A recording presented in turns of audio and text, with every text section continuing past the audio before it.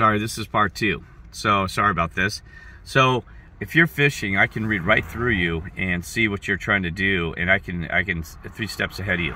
That's why, I mean, the Lord, these other ones, man, and even say, well, they're 10 steps ahead of you.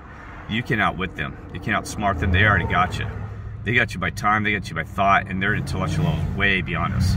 They know they know every feeling, emotion, and every word, every trick you're trying to pull on them, and that's why. But they can feel it. And they know everything. So don't even try that on them, because they're a step ahead of you. I'm not kidding you. So it's really disappointing when somebody like that, when he's fishing. But see, I understand it too, because I used to do that when I was homeless, broken out of my mind. I was like, man, I was trying to rebuild. I'm like, man, what does this person have? What do they have to offer me? See, instead of saying, what can I offer them, and what can I help them with? I was like, what can they offer me to make sure that I could have this friendship, or should I continue talking to them? Because what can they give me? Because I'm out of my mind. I'm broke. I'm homeless. I'm driving a Suburban around. I can't stand it.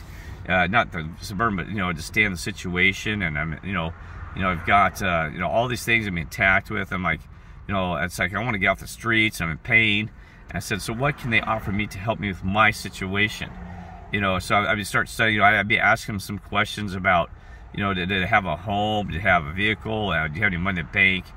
So I could see if I could take advantage of that situation and come up with, some usage for them in the future. Wrong.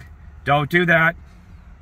Because now he just ruined our relationship. Now I'm trying to decide whether I want to continue forward with the friendship with him or just ignore him and move on. Because I've had so many times when somebody shows me just a little bit that they're not pure at heart and all the way there. They're still thinking about worrying about money versus, hey, bud, we can do this mission together no matter what. I don't care if we're riding camels, horses, or swimming across the ocean. We'll wear out the money because we're going to need the money. That's true. Him and I need the money to do this mission for God and all this stuff. But I tell you what, that right there is a big flag. I'm not telling you.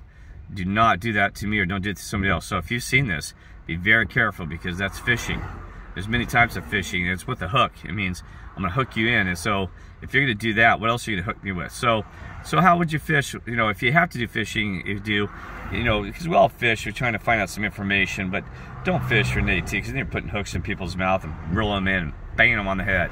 It's not nice, right? Don't, and then your friendship is tied on that line, like a line of credit or whatever, a line of, well, I did this for you and that and this, and I mean, see, don't create a line, let the fish jump into your boat, you know what I mean? See, that's he doesn't understand, let the fish jump into your boat versus actually have to hook. See, what I mean? Let them come to you and jump into you through love and say, hi fish, how you doing? Not to catch and kill, but let them jump your boat and put them a little fishing bowl to help them out, and then throw them back in the water. That's how you fish. Fish with their hands. Fish with the hands, not with a hook and line. So you can reel them in and pull something out of their pockets, or pull something out of their lip or the gill. I'm trying to, what I mean? So that's all I'm just saying. All right, love you all, and take care, and God bless.